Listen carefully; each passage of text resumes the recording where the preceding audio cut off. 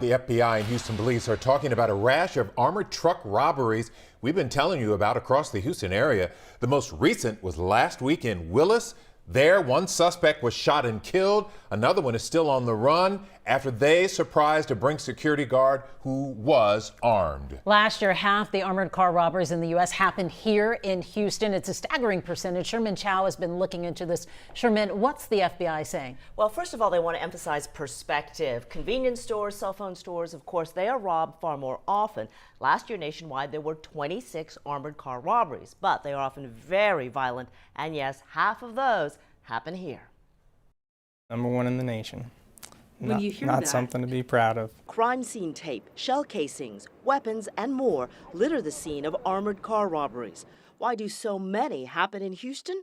One reason, our network of freeways. It also allows the bad guys exit avenues. So generally what we've seen is out of those 13, almost all of them happen within a mile or two of one of those major thoroughfares. Usually the robbers are locals who know the streets. 4 attacks happened here in the last 4 months, ending in gunfire, with a guard killed, a suspect killed, and another suspect wounded.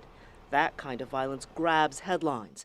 A $105,000 reward still exists to find the killers of Brink's guard Alvin Kinney from 2015. he didn't deserve that day. Crooks are usually sophisticated ex-cons who operate in groups. So you see groups of 4 or 5, sometimes as many as 6 or 8. By the time they get out, they're older, they're looking to hit that big score, and I think they believe it's in the armored truck. FBI and HPD experts say not so much. We've had some robberies, where the armored car robberies, where the money that was stolen is less than $1,000 or $500 in quarters. That's heavy. You know, it's kind of hard to run with, and we've caught those people. Yeah, hard to run fast when you're...